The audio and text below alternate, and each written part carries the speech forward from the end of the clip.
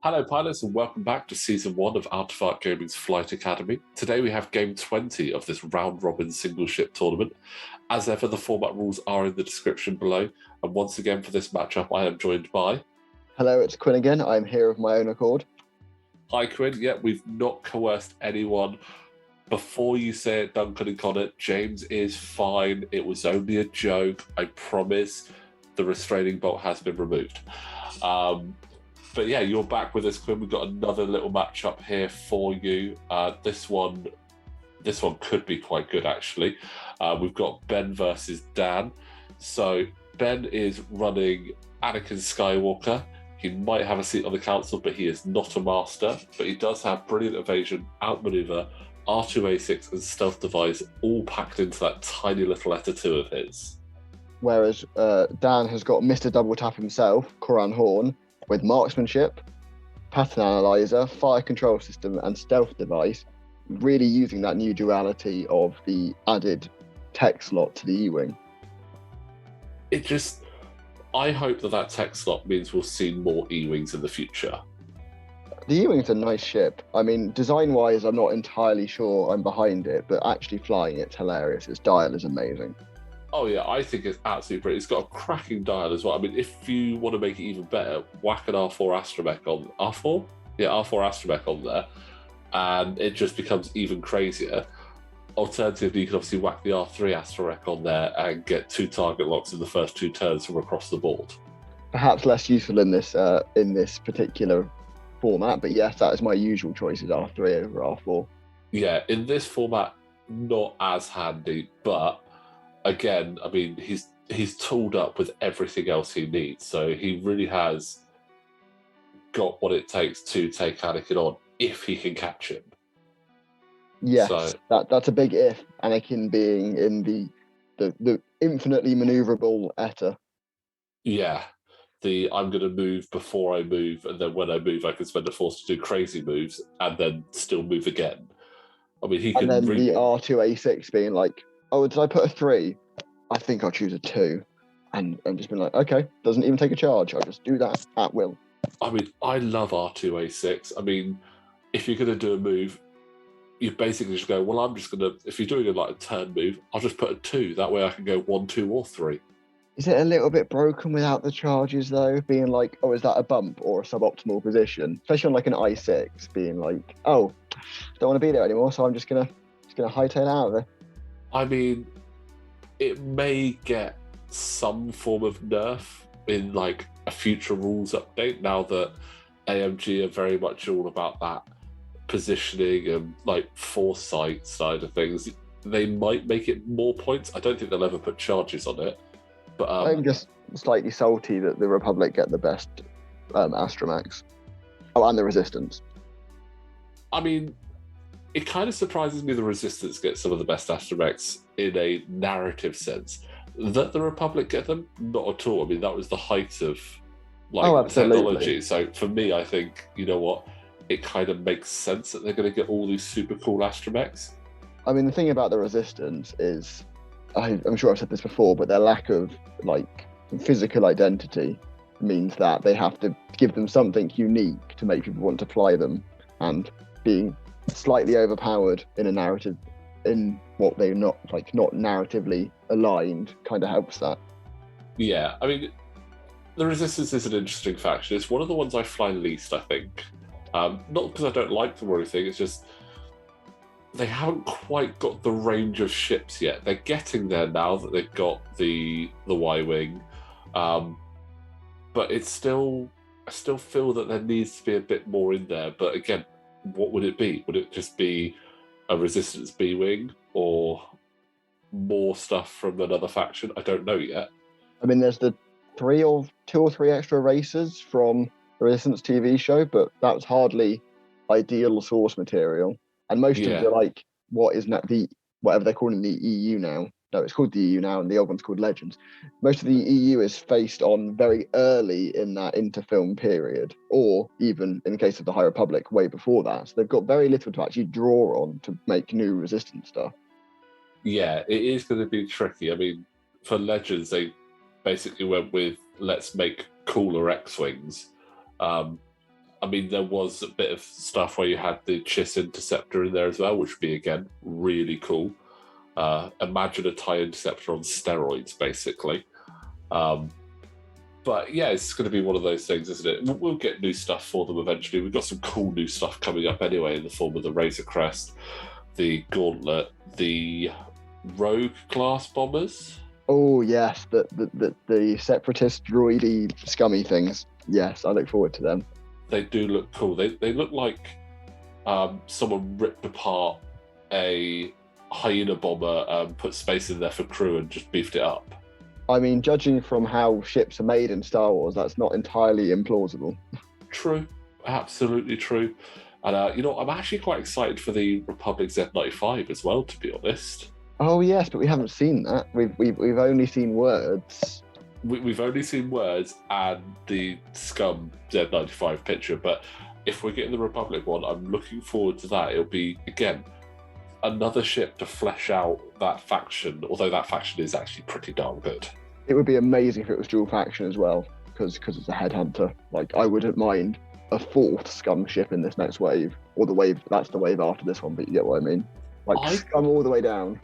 I'm not sure if they would dual faction that one, purely because I think that one is already, like, because we've got the actual Z95 headhunters in Scum and Rebels, I don't think that they would then put the new one in there, because I think they were not exclusively, but generally seen as being like the Republic ones before they got sort of taken away and stripped down a bit. So, oh yeah, I don't imagine them to do it. I just think it'd be cool. Yeah. I mean, Scum need to hold their horses a bit. I mean, they've got everything at the moment. They've got some of the coolest ships. They are across all three eras, so it's kind of a given that they would end up with the most stuff. Yeah. But there is some cool stuff coming, and that didn't look like a great shot, and now it looks like a pretty great shot. The droids of target lock. I mean, why do anything else when you've got force? Who needs focuses? Yeah. Oh. Oh, he's a dice down because of outmaneuver, which is really annoying on such a slippery ship. Absolutely, because it's quite likely to trigger. But luckily that evade, there are only 2 damage going through. So they're almost on equal footing HP-wise. But yeah. Pretty much. I mean, I'll tell you what, if Corrin could get a bullseye double tap in, that would be incredible. So hard to pull off generally, but again, against a ship as maneuverable as this, it's really awkward. You need to sort of trap him in between the rocks. Yes, what you need to do is deplete all his forces to get rid of his extra maneuver, because the system phase maneuver costs force, I think. Yeah, you got to spend a force to do that. So he'll always have a force to do that, but whether or not it's worth it, whether he wants to save it for the rest of the round. But yeah, here we go. Here's that system phase. Oh, doing the barrel roll. I think this is just a standard barrel roll, isn't it? No, he's spent the. This is the next round. The rounds are so quick when no one's shooting. Just like. Yeah. Oh, that's a good turnaround there. That could be good. And I think, this is the purple 2 Talon. Oh, the other way. He just doesn't want to get shot, does he? He's just hiding. Yeah, I mean, the scenery to his advantage, as it were, hiding behind that big rock. I mean, I don't blame him. You definitely don't want to be double tapped there. But that was interesting. Anakin's ability is that he can spend a force to remove a red token. That's his ability. I never really pay attention to the abilities of the Eta 2s for Anakin and Obi-Wan, because I never fly Anakin and Obi-Wan, but let me just bring it up. I know he does have something along those lines. No,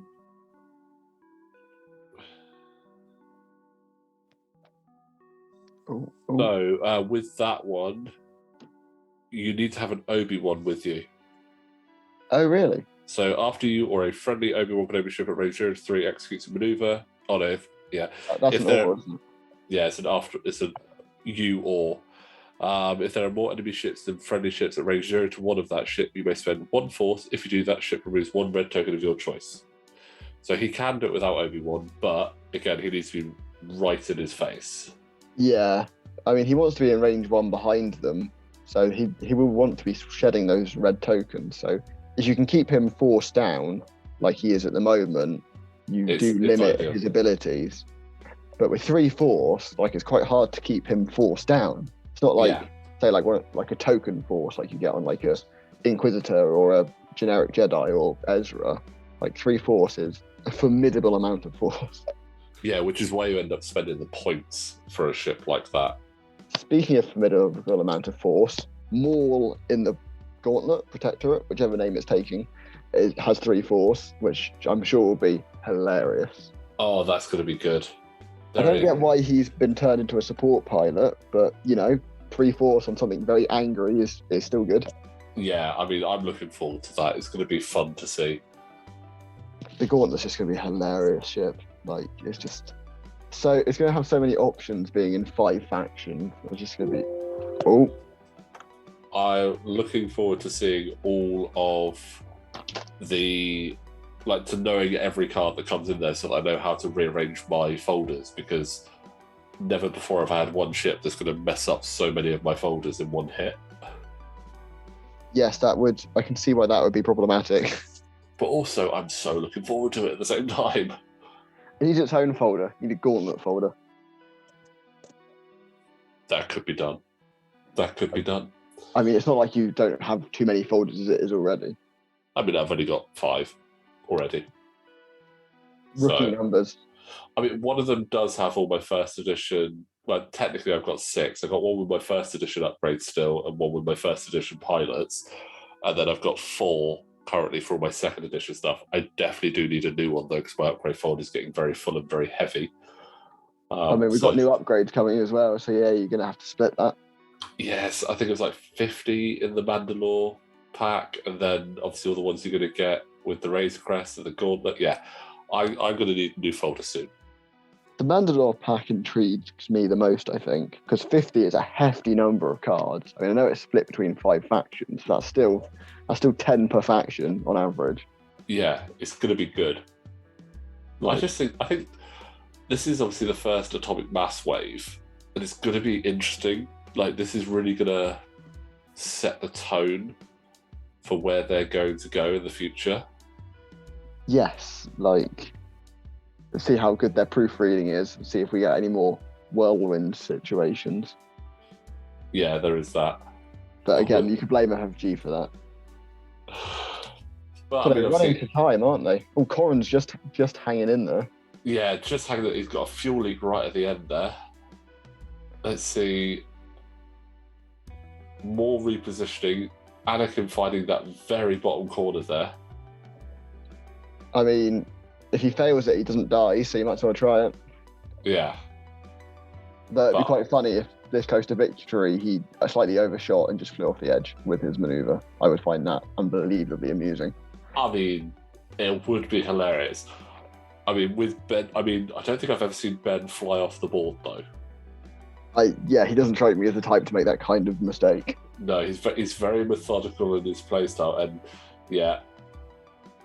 Can Corrin sneak this and survive this one last shot? I mean, it's going to be tough. He'll only have 2 dice for it. So all he needs is 3 hits and he's toast. Yeah. A bit like that. Oh, Ben took him all the way to time there, but it's such a difficult ship to contend with. Especially one-on-one. You can't box it in like with other bigger ships. Like, you've just got to... Yeah. Especially if you're on not unmatched initiatives. Like, I mean, with the Etters, you need to. You always think you need like mines there to like cut off some of the avenues, or a second ship to support. But again, in this format, that's not going to happen. You're not going to get that second ship. Speaking of it from experience from standard play, 2 ghosts tends to box in Etters quite well. but then they box in most things quite well. Yeah, I mean, they're also massive. I mean, But smaller than the Gauntlet. I was about to say, I'm looking forward to seeing the Gauntlet versus the Ghost just for the pure, let's have the bigger ships on the table. They can be on the same team. It's going to be amazing. I'm definitely not already planning that. I mean, if you do that, I'll do Gauntlet and Decimator then, yeah? Nice. I'm also going Gauntlet Lancer with Maul and Asajj because I feel like that's got synergy going on. I mean, I'm pretty sure that between us, we can cover all the Gauntlet and other massive ships with it. I mean, you singularly could do that because you own everything. Pretty much. But anyway, on that note, guys, another cracking game there. Well played by Ben. Unfortunate for Dan, he really did his best, but Anakin is an absolute nightmare. But thank you very much for joining us there, Quinn. It's been a pleasure, as always. Excellent. And guys, as I said, don't forget, if you like what we're doing here, we've got the Patreon link in the description below. Like the video, subscribe to the channel, and we will see you next time.